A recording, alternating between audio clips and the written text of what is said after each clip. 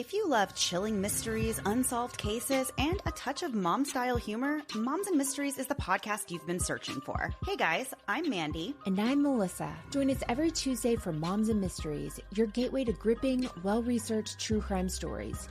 Each week, we deep dive into a variety of mind-boggling cases as we shed light on everything from heists to whodunits. We're your go-to podcast for mysteries with a motherly touch. Subscribe now to Moms and Mysteries wherever you get your podcasts.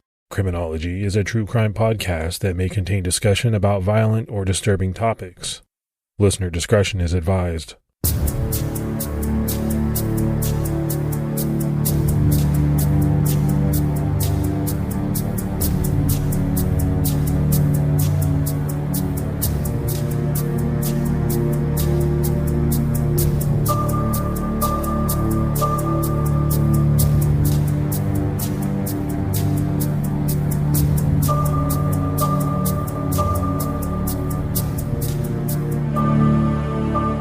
Hello, everyone, and welcome to episode 157 of the Criminology podcast. I'm Mike Ferguson. And this is Mike Morford. Mr. Mike Morford, what's going on with you today? Not too much. Just excited to get into this case. This is one that's been a horrible unsolved case for a long time, and I'm happy that it was solved. Yeah, pretty well-known case, and I think especially in the New York area, but you could say nationwide, even worldwide, a lot of people have heard of it. And I think anytime you have a case like this that gets some notoriety and is unsolved for a period of time, and then police figure it out, that is a huge win. And, the true crime community celebrates those types of things because let's face it, and you and I have done a number of cases where they've remained unsolved for 50, 60 years. So, you have to look at these types where the case is solved, and you really do kind of have to take a step back and celebrate it as a big win. We have some new Patreon support, Morph, so let's give our shout outs. We had Darcy Bisbee, Lindy Rangel, and Darby Funderbaugh. So that's some great support. We really appreciate it. Yeah, we can't thank you enough. That support goes a long way to helping put the show out every week. And to anyone that is considering supporting us, please go to patreon.com/criminology to sign up. All right, buddy. So we have all that out of the way. It's time to get into our case. Recently on Criminology, we have celebrated the use of forensic genetic genealogy. We've talked about a number of cases that have been moved along or even solved by the technique. I think it's important to remember there are still many cases, even cold cases, that can be solved by good old-fashioned police work. Sometimes all it takes, even decades later after a crime is committed, is for one person to call in a tip. In 2013, police reopened the case of an unidentified child murder victim who had been exhumed to search for new or additional DNA. Not once, but twice. But ultimately, it was a tip that led investigators to crack the case. We're talking about the case of 4-year-old Anjelica Castillo, who for a long time was known only as Baby Hope. On July 23rd, 1991, construction workers in Manhattan, New York, working on the Henry Hudson Parkway, found a navy blue igloo cooler. One of the workers, Joe Rizzo, tipped it over and opened it with his shovel. It smelled, and it was filled with water and maggots, and it had something inside it wrapped in trash bags. Using his shovel, he gently cut the bag open, and he thought he was looking at rotting meat until he saw what he knew was a human ear. To their shock, the workers had found the decomposing body of a child who was obviously a victim of foul play. She was bent in the fetal position with her head on her knees, and her hands had been bound with both nylon rope and the cord from a set of Venetian blinds. Her body was nude. She had been placed in a trash bag and stuffed into the 30-quart cooler along with unopened cans of Coke. The cooler was full of water, which may or may not have been ice at one time. The cooler had been dumped off the Henry Hudson Parkway and discovered around 10:45 a.m. The horrified workers summoned police to come investigate the grisly find. Authorities determined that the young girl was 3'2", between 3 and 5 years old, but malnourished at just 25 pounds. An average 5-year-old should weigh around 40 pounds, and even a 3-year-old is normally in the 30-pound range. If she was at the older side of their age estimation, she would have been quite noticeably underweight for her age. Police believe that it was possible she may not have started kindergarten yet. In that case, people like teachers or other caregivers might not have been around to spot or report the neglected child. A medical examination revealed that the toddler had no history of broken bones, but there was evidence of sexual assault, and semen was found in her rectum. Initially, police believed that Hope had been dumped in the wooded area off Henry Hudson Parkway sometime between July 13th and July 22nd, up to a week and a half before her remains were found. But the medical examiner estimated that baby Hope died on or around July 18th, narrowing the window for investigators of when the cooler with Hope's body in it was actually discarded. Most likely sometime between July 18th and July 22nd. Though the case would have automatically been treated as a homicide due to the bindings and the method of disposal, it was immediately clear to investigators that there was a child rapist and killer on the loose. The toddler wasn't found by the workers until decomposition was already becoming advanced, and it made her face unrecognizable. Because of this, police couldn't photograph her face in an effort to appeal to the public for help in identifying her. Investigators did release what little information they had, which was that the little girl was a light-skinned Hispanic toddler with dark wavy brown hair worn in a ponytail. They felt she was most likely from the Bronx. They were able to take fingerprints from the little girl, but they were of very poor quality. It took some time, but her cause of death came back as likely asphyxiation, with no signs of strangulation. Authorities would come to call her baby Hope. This was because they had hope that someone would call with a tip that led to her being identified, or hope that they would somehow find her killer. Detectives wasted no time searching the area, looking for potential witnesses. One witness they spoke with did reveal that they saw two people with a cooler near the scene where baby Hope was found. Unfortunately, the witness was driving by in a car, so their view was pretty limited. Still, they did provide some helpful details. They recounted seeing a well-dressed Hispanic couple, a man and a woman in their 40s, with a cooler near the scene around the day of July 14th. And I think that fact alone is something that we have to take a step back and talk about. The medical examiner has already narrowed it down to the 18th through the 22nd. Now, a witness has come forward saying, okay, they saw these people around the 14th. Seems to be contradicting already what the medical examiner has stated. The witness said that the man and woman were both about 5'6" and each held one handle of the cooler as they walked northbound along the highway. This witness identified herself only as Judy Brown, a fake name given because she didn't want to be involved. All police knew was that she was from the Westchester area. She never called back. Police were excited by this early tip, and they thought more tips would come in. They hoped they would soon have a missing persons report of a child that matched Hope's description, but none came. Authorities quickly advertised a $12,000 combined reward.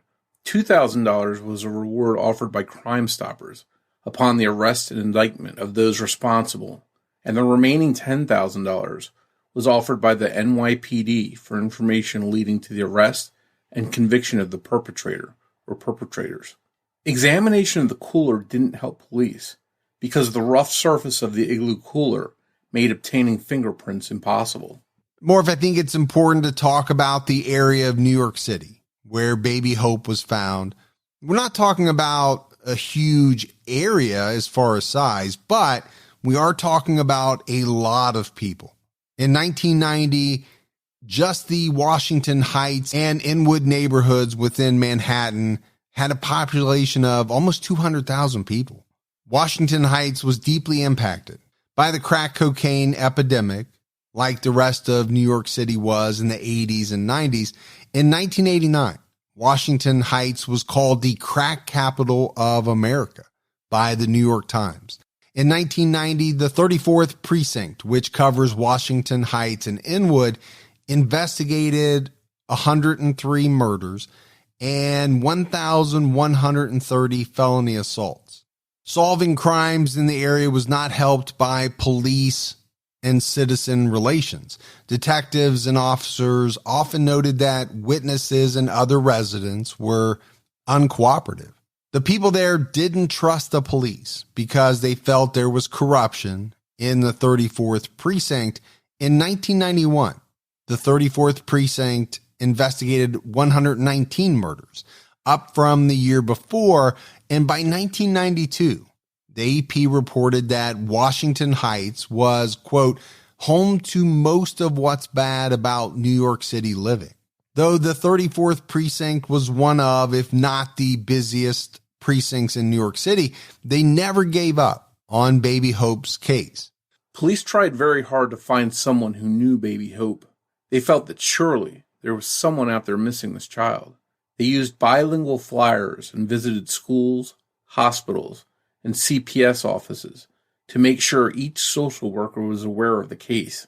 Exactly 3 weeks after the witness saw the couple on the Parkway, authorities shut down the road and handed out flyers. They canvassed passers-by and hoped that if it was someone's Sunday routine to be on the Parkway, they'd catch them again and get their statement. But all of their early attempts to find clues were fruitless. In October 1991, sexually suggestive Polaroids of a nude child were found on Route 46 in New Jersey, near the George Washington Bridge. Authorities believed it was possible that the child in the photo may have been Baby Hope, based on the features of the child. But there was nothing solid to link the photos of that child to Baby Hope's case, and soon, Hope's case started to go cold. In 1993, police provided the money for Baby Hope to finally have a proper public funeral after deciding her body could be released for burial. They ordered a headstone, which read, Baby Hope, July 23rd, 1991, because we care. Her casket was donated, and the wife of one of the detectives bought her a white dress to be buried in. Hundreds of people attended the funeral of Baby Hope when she was laid to rest in St. Raymond's Cemetery in the Bronx. Following her burial, authorities tried to stake out and watch Baby Hope's grave to see if anyone unusual or possibly a potential suspect visited. Detectives themselves often visited Baby Hope's gravesite as a reminder not to give up on her case. 2 separate times in 2006 and 2011, police exhumed Baby Hope's body to get DNA evidence and re-examine her body to create new reconstructions of her face. 3 different reconstructions were made by forensic artists to try and help the public identify Baby Hope. After years of police trying and failing to ID relatives of Baby Hope, it led to many people wondering why no one early on in the investigation reported a 4-year-old child missing. This led to speculation that her parents were involved in her death, and they would have no incentive to report her missing to police. No cases or missing persons reports ever matched to Baby Hope. It was starting to look like no one had ever known she existed. In 2013, the police decided to take a fresh look into Baby Hope's investigation ahead of the 22nd anniversary of her murder, and authorities pushed heavily to have all the info about the case released to the public. They were hopeful that someone would come forward with new information. They republicized the monetary reward and asked the people of New York to share what they knew. The different reconstructions of Baby Hope were shared again, and posters were put up on lampposts and bulletin boards.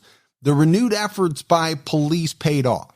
It turned out someone did know Baby Hope and had been missing her for a long time. Police received a tip that someone had overheard a conversation where a person was discussing a missing child at some point years earlier. maybe as early as 2008.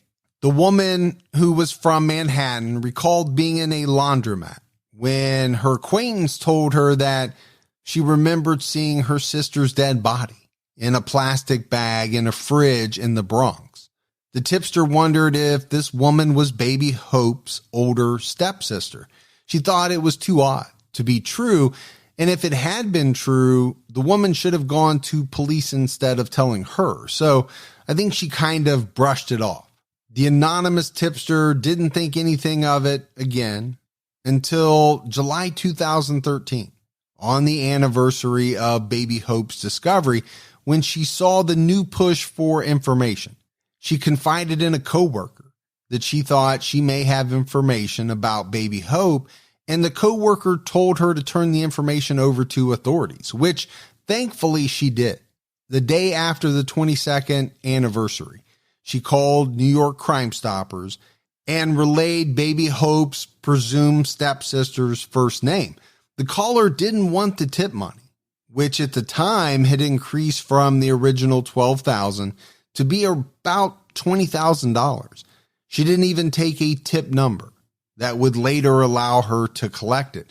While hesitant and afraid for her own safety, the caller understood that she was possibly the child's only chance for justice, since in the 22 years prior, not a single person had said a thing.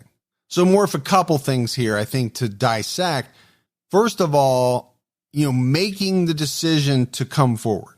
I don't know that that's as easy as some people might think it is. I think there's a natural hesitancy on the part of many people to want to get involved in something, right? And even here, this woman was hesitant. She was afraid for her own safety. I mean, number one, there's a killer somewhere. And now you potentially are attaching your name to this case. Okay. Can you make the argument that a killer, if they found out who you were, would want to come after you? I think you can. Or at least I think that's a fear that runs through a lot of people's minds. But then you have to balance that with the possibility that the information you have solving this cold case and, really shedding light on a very mysterious death, and the fact that this woman didn't want what, would have amounted to about $20,000. All of that's very interesting to think about, to talk about.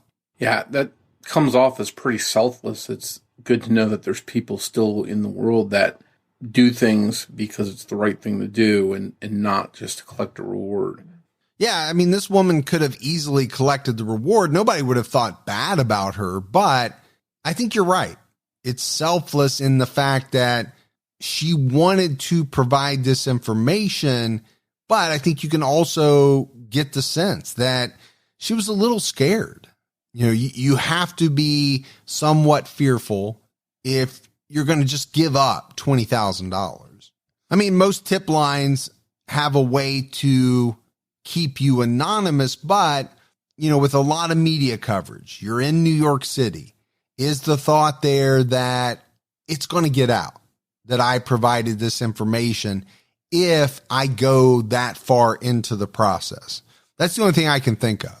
Investigators followed this lead and were eventually led to Anjelica Castillo, who lived above the laundromat where the tipster was when she originally heard what she later reported to police.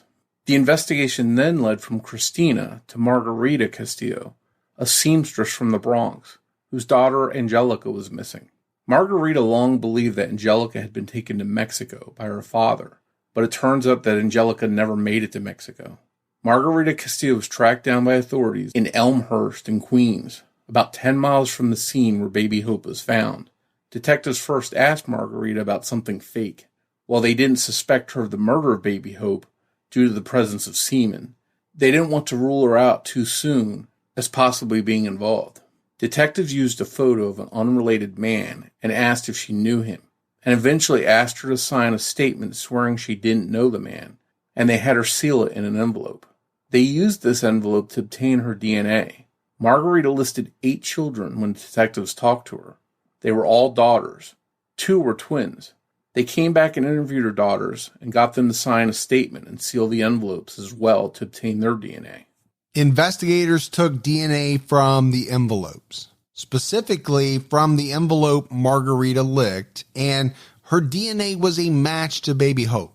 It was now confirmed that Baby Hope was actually Anjelica Castillo, Margarita's 4-year-old daughter, who went missing in 1991. Investigators then told her the news. Margarita Castillo was heartbroken to learn that Baby Hope was her long-lost daughter. She was initially reluctant to speak publicly, but she eventually was able to explain that she didn't realize that Anjelica was missing. She just thought she had been kept from her in Mexico. When she and Anjelica's father, Genaro, had split up, Margarita was still afraid of him due to previous spousal abuse. When he took Anjelica and her sister, presumably to Mexico, Margarita didn't fight him. She also didn't go to police since she was not only afraid of Genaro, but of the police as well. Margarita didn't speak English, and not all the members of her household were in the U.S. legally at the time. She was afraid that the police wouldn't understand or listen to what she was saying, and instead focus on their immigration status. So she never reported Genaro taking off with the children. Margarita's other missing daughter, Maribel, was eventually returned to her by a relative, Conrado Juarez, but Anjelica was never returned. Conrado Juarez was Genaro's nephew. She assumed Anjelica was somewhere safe in Mexico with a new life. But as time went on, Margarita had the thought that Genaro had sold Anjelica, but she never imagined her actual fate. Even now, she still doesn't know exactly where Anjelica's father, Genaro, is. Margarita is a native of Pueblo, Mexico. She was with a man with the last name Daza from age 13 and had 3 children with him. They separated, and she met Genaro Ramirez. They crossed the border together near San Diego in 1985. Margarita was granted citizenship in 1986 due to amnesty under the Immigration Reform and Control Act. Anjelica was born 2 years later. Margarita and Genaro split in 1989, and he took their 3 children to his cousin, Balvina Ramirez. She lived in an apartment in Queens. When Margarita went to visit them, she and Genaro got into an argument that turned into a light physical altercation. Genaro insisted he was keeping their children and slammed the door in Margarita's face, and she was able to take just one child, Lorencita, with her that day. Genaro actually got kicked out of the apartment due to drinking and leaving Maribel and Anjelica in the care of Balvina and their uncle Conrado and Aunt Efagina. Margarita claimed that she did confront Conrado once, asking where her daughters were. He told Margarita that Balvina said the kids were theirs now. By the time Margarita returned to confront them again, they had all moved out of the apartment. Margarita learned where her family had relocated and visited again around 1995 after she heard that Balvina had passed away. Her visit served 2 purposes. She went to send her condolences to Balvina's family, but also to try and get information about her daughters. Conrado told her that she needed to pay for all the time they had supported her daughters before he would give her any information. When Conrado showed up to meet Margarita, he had only one of her daughters with him, Maribel. Eventually, he told her that Anjelica was dead, but that he had only learned of her passing after he had returned from a visit to Mexico and did not know what happened to her. He would not tell Margarita any information about her death or where she was buried. When police questioned Margarita, she didn't list Maribel, but her daughters mentioned her while Margarita wasn't home, and detectives were able to find and speak to her. It may seem shady to exclude the one daughter, who may have known anything, but she wasn't being asked about Anjelica, and she also later mentioned an older son who she didn't list for detectives. When Anjelica's father, Genaro, headed to Mexico, he left 4-year-old Anjelica and 3-year-old Maribel alone in Queens with their paternal cousins, Efigenia and Balvina Juarez Ramirez, and their brother Conrado Juarez, who was 30 years old at the time. When investigators first went to Conrado Juarez's home, his daughter lied to them. She told authorities that Conrado had been living in Mexico for the past 12 years, but his wife pointed them in the direction of his work in downtown Manhattan. Investigators went to his workplace where he was a dishwasher, and they were finally able to interrogate him. Detectives started by asking Conrado if he knew a man named Genaro Ramirez. He admitted that he did. Genaro was his uncle. He said he didn't like him, but he did know him. He expanded on his family and mentioned that Genaro had 2 daughters. Conrado was interviewed by detectives for hours, and he confessed to them that he knew that baby Hope was Anjelica Castillo from the moment he saw the sketch. It looked just like her in his opinion. After hours of interrogation, he crumbled and admitted he was involved in disposing of Anjelica's remains. His first story was that he simply helped Balvina get rid of Anjelica's body after he found her dead in the hallway of the apartment. Police pressured Conrado, confronting him with evidence that he raped Anjelica. They explained that DNA evidence, a technology that was still in its infancy at the time Anjelica was found, was now absolutely irrefutable. They told Conrado that they would know if the semen they found was his. What they didn't tell Conrado was that they didn't have any DNA evidence belonging to the suspect in Anjelica's case. The only test that they had in 1991 could reveal the presence of semen, but not who it belonged to, and they no longer had the semen to test it. Conrado did admit to raping Anjelica in what he called, quote, having sex with her, but said it had nothing to do with her death and happened before whatever killed her happened. It was days before she had died. He also said that he'd never done anything with Maribel or any other young girl, only with Anjelica.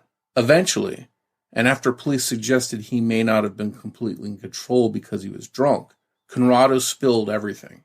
According to Conrado's confession, one night he was drunk and took Anjelica into his room, where he sexually assaulted her and then smothered her in the spare bedroom of Balvina's apartment.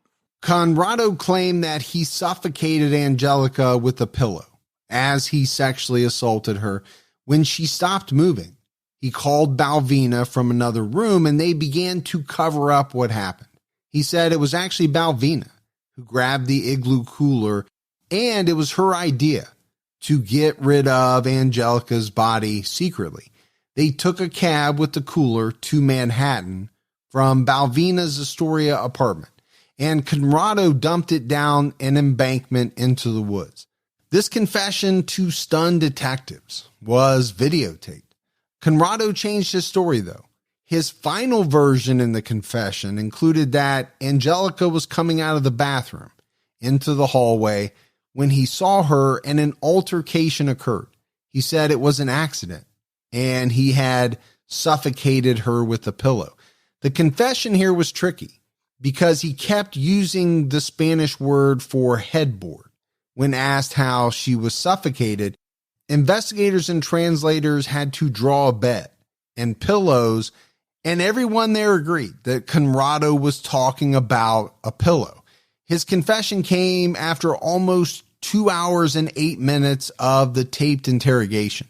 Conrado went on to tell police about abuse of the girls, that Efigenia knew that Balvina would tie Anjelica and Maribel up, that she would starve them. When investigators questioned Efigenia about Anjelica, she didn't deny any of the abuse. She did recall the night that Anjelica was murdered and said she heard a loud noise and asked her sister through the thin wall separating their bedrooms what happened. Balvina apparently said nothing happened and mentioned that she was going to the park in Manhattan in the morning. Efigenia told police that she had warned Balvina not to leave the girls alone with Conrado because she had seen him act inappropriately towards other young girls. She noticed he liked to kiss them on the mouth and other things like that. Still, neither woman did anything to protect Anjelica or Maribel. By the time the two were tracked down by authorities, Balvina was deceased, and Conrado was a 52-year-old father of 4. He had no criminal record, but did enter the country illegally. Conrado pleaded not guilty to second-degree murder and was held without bail in Rikers Island. 4 days after his arrest, New York Times reporter Francis Robles interviewed Conrado. He told Miss Robles that he did not kill Anjelica. And even though he told the police that he put a pillow over her face, that's not actually what happened. He also told her that Balvina called him and told him that Anjelica was running and fell down the stairs and died. It was Balvina that asked for his help in disposing of Anjelica's body, not the other way around. Since Balvina had passed away, there was no way for her to corroborate or contradict Conrado's version of events. This is likely the reason why Conrado's stories pointed the blame at Balvina. He also claimed that Balvina asked him to help move something. In this version, when he asked what was in the cooler and why they were leaving it in a park, she got angry and wouldn't answer. In another version, she called him at work on a cell phone. And when he got to the apartment, Anjelica was dead, apparently from falling down the stairs, but he did help put her into the cooler and dispose of it. He said he should have just walked away. We've talked in previous episodes about false confessions, as well as coerced confessions. Conrado confessed to the things that all lined up. Nothing that he said contradicted the evidence, other than when he was trying to shift the blame entirely. All the times he claimed to be involved, the details were right. Anjelica's sister also remembered the trash bags and heard her being stuffed into the igloo cooler. It's important to note that in the versions where Balvina called him for help after Anjelica's death, a cell phone was involved. Remember, this happened in 1991. When police asked Conrado why he didn't go to police if what he was saying was true, he replied by saying, "Who would believe me?" So we've got a lot of stuff here, Morf, with Conrado and his confessions. He's got a number of different versions. Some definitely shift the blame away from him and onto Balvina. And like we mentioned, at that time, Balvina had already passed away. So it's really easy to point the finger at someone who's dead and can't, defend herself or can't contradict your story. That's one thing that kind of jumped out at me. The other was the one version of events that involved a cell phone. In 1991, I just don't buy it. Cell phones were still fairly rare at that point. I don't think this was a family of means. I don't think they had a lot of money. I can't imagine that they would spend X amount of their disposable income on a cell phone in 1991 when they were pretty expensive. Yeah, I think it was this slip up that maybe had police doubting this story from him. Yeah, because if you think about it, they're talking to him in 2013. Okay, well, cell phones are everywhere. Everyone has one. But is he thinking back to 1991, or is he just telling a story and using a cell phone in it because they were ubiquitous at the time? I think those are the types of things that, you really need to analyze in a person's story and a person's statement. I think he messed up and tripped himself up is the way that I see it. Yeah, I think that's one of the problems when you're lying and trying to tell new lies to cover up other ones. You start going down a road where you forget a simple fact, like it was unlikely that you had a cell phone back then. So thankfully the police didn't buy it. In 2015, Conrado was moved to the Rockland County Correctional Facility due to safety concerns. His trial for the second-degree murder of Anjelica Castillo was later set for March 2019. But Conrado never made it to trial. And Anjelica, a.k.a. Baby Hope, never truly received justice. Conrado died in November 2018 from pancreatic cancer. He lived to be 57 years old. Balvina was never held accountable for any possible role in Anjelica's death or disposal because she passed away. Police believe that Anjelica was tortured during her short life at the hands of Balvina and Corrado. Police wonder if there were any other children who were abused or murdered in the apartment. Anjelica's sister, Maribel, was there too. She claims to have witnessed Anjelica's abuse and torture, as well as enduring her own. She too deserved justice. So I do think, Morf, it's sad anytime you have this happen.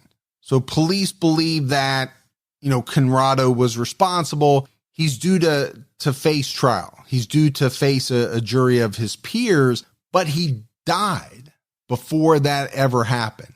Now, what I couldn't figure out, or what really jumped out at me, was the time period from 2013 to when his trial was supposed to start in 2019. That's 6 years. And I know trials sometimes take a long time to get underway, and there are motions and there are things that push them out. But, 6 years is a very long time. Yeah, one of the things the courts in this country are supposed to provide are for quick and speedy trials. But that didn't happen here for whatever reason. Yeah, and we couldn't find the reason. I don't know. I couldn't find the details of what happened during that 6-year period. But I think it's very sad. You think about, usually a year or two at the most to get to trial. And if that would have happened, he would have still been alive. Now, we don't know if a jury would have found him guilty or not, but let's assume that they would have. Well, now you've got it on the record. But because it took so long, he died, he was never found guilty. I do think there's a sadness in that. If he was responsible for this, which, I can't call him guilty because he wasn't found guilty, but you'd have to admit that all the signs, all of the, his confession and everything kind of pointed to the fact that he was responsible. Anjelica's sister, Lorencita Ramirez, didn't know until she was 11 years old that she had a missing sister. Maribel was actually present the night that Anjelica was murdered. She remembered falling asleep with Anjelica one night, as usual, but waking up to hear people talking. She recalled hearing the words, "put her in," and "she doesn't fit." She also remembered seeing trash bags. She fell back asleep, and when she woke up, Anjelica and the plastic bags were gone. She would never see her sister Anjelica again. When she was returned to her mother's care, she told her mother that Anjelica had disappeared. Detective Jerry Giorgio retired from the Manhattan DA cold case squad just weeks before the tip about Anjelica came in that broke the case wide open. He expressed disappointment or frustration that he hadn't been there for the call that came so soon after he retired. He had worked on Baby Hope's case for 20 years. However, due to what he saw as inaction on Margarita's part, he also expressed that he had no sympathy for her. Joe Rizzo, the construction worker who found Anjelica's body in the cooler, stated that he had no feelings of sympathy either for the mother. Many people throughout the years have shared his sentiment, even Conrado. Conrado claimed to police that Margarita never visited her daughters or even asked about them, but he also claimed that he never abused either of them. So I think, especially when you talk about Corrado and the things that he has said, you have to take all of that with a grain of salt. I think you have to be very skeptical of anything that has ever come out of his mouth. Margarita admits that she made a mistake by not going to the police and reporting Anjelica missing. She has said publicly that she would ask Anjelica for forgiveness for this today if she could. Many others are understanding of Margarita's situation as a former illegal immigrant, single mother, and domestic violence victim. They feel as though she was simply afraid. Detective Giorgio seemed to believe that Anjelica would have died sooner or later, even if she hadn't been murdered. due to the way she had been treated and her condition at the time she was murdered. He felt that Anjelica would have faced long-term starvation and abuse at the hands of Corrado and Balvina and maybe others. And I think, Morf, this is another point of discussion. And I waited. I could have brought it up earlier when we were talking about Margarita not going to police. I think you're going to have a lot of people that are split on that and her actions. Some are going to have the sentiments that the detective had, which are she made a huge mistake. And that mistake possibly, most likely, played a role in her daughter's death.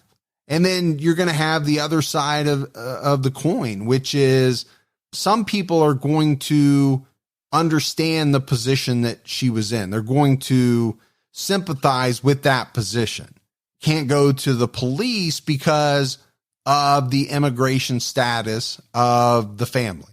And, when you think about that, that's a very tough position to be in as someone who is in the country illegally and a crime is perpetrated against you, your family, someone, but you can't report it because the minute you report it, the minute you involve yourself with police, what's going to happen? They're going to find out that you're in the country illegally and most likely you're going to be deported. I think that's something that we don't often think about, talk about when it comes to immigration, but it's a real thing. Yeah, and I think that she had a really unique set of circumstances that many of us can't imagine being in or having to deal with those circumstances. I think you went through some of the circumstances that Margarita was dealing with. So unless somebody is dealing with those circumstances of worrying about contacting the police because you're in the country illegally, you've been a victim of domestic abuse, you're living in an area where people, as we said, don't interact and trust in the police to begin with. Unless you're in that situation like she was in, I don't think you can fairly say what you would do, how you would react. According to both Conrado and Maribel's recollections, Anjelica and Maribel were often tied up in the Queen's apartment. While initially stating that Balvina only spanked them occasionally when they deserved it, Conrado eventually claimed that Balvina would tie them up when she was going to be gone for work, and apparently, according to him, she was almost always gone. Conrado described to detectives how the children were tied up, and he actually acted it out for them, using rope at their request, tying the rope around their necks in a loop with the other end tied to the doorknob, so that trying to lay down or move around would choke the children. Because of this, the girls were forced to sit up. Conrado would later claim that Anjelica had to be tied up because of her behavior. He claimed she was acting out and hitting her sister. Through the interviews with Conrado, it was revealed that young Maribel, just 3 years old at the time, accompanied Balvina and Conrado to dispose of the cooler that morning. Conrado was unaware that Maribel knew anything about the situation that night. He told investigators that she didn't know her sister had been murdered. Thankfully, he was wrong, and the little girl grew up to help solve her sister's murder. If the pair knew that Maribel would later reveal details about the crime, she too may have been murdered to silence her. Since Maribel was so young at the time that Anjelica was killed, she hardly recalled either Balvina or Efigenia. She didn't remember their names, but it was clear that she remembers Balvina as the bad one and Efigenia as the good one. She remembers the bad one tying them up, throwing scraps of food at them as if they were animals. She and Anjelica had no beds, no comfortable bedding. They slept with plastic tablecloths. Maribel's final memory of Anjelica alive was the two of them tied to the table. Anjelica told her not to fall asleep, but she did. She remembers a man walking away with her, but she was smiling. It's unsure of how much of the memory was true, but it's comforting that she remembers Anjelica smiling instead of remembering her screaming in terror. This case could have possibly been solved early on. If Margarita hadn't been afraid to call the police, she may have reported Anjelica missing, and an investigation and arrest may have happened soon enough to hold both Conrado and Belvina accountable before they passed away. Baby Hope was exhumed twice for DNA and other evidence collection, and this was a perfect case for genetic genealogy. Anjelica supposedly had 9 siblings in total, and it was her own cousin that killed her. It's cases like this where DNA samples from databases like GEDmatch come in so handy. In 2013, when Anjelica was finally identified, forensic genetic genealogy wasn't even a proven technique yet. But if she had gone unidentified, that technique most certainly may have been used in the future to solve the case. I do think more if this is a case that highlights the importance of genetic genealogy, even though it wasn't used to solve the mystery of Baby Hope. In this instance, we luckily had a witness that was able to recall info 2 decades after the murder. If she hadn't been able to remember anything about what happened to her sister that night, the murder of Anjelica Castillo, aka Baby Hope, may not have been solved. The only other way that her murder likely could have been solved is if police would have eventually done genetic genealogy on Anjelica and then built a family tree. Then once all the family members were accounted for and questioned, an entire investigation would have been undertaken, hopefully eventually leading to Conrado. By the time all that happened, though, he may have already died from cancer. It's important to note that while the tip that a woman saw her dead sister in a fridge in the Bronx led to breaking the Baby Hope case, the tip wasn't fully correct. The crime didn't happen in the Bronx, and it's believed Anjelica was only in a portable cooler, not a fridge. Investigators were lucky that Anjelica's remains were found when they were. If Conrado and Belvina had hidden the cooler even a little bit better, Baby Hope may have never been discovered. To this day, the area under Henry Hudson Parkway is undeveloped woods. Margarita was thankful for the detectives who worked on Anjelica's case. They never gave up on her, and they were the ones who gave her the name Baby Hope rather than Jane Doe and a number. When this case was solved, Anjelica Castillo got her name back.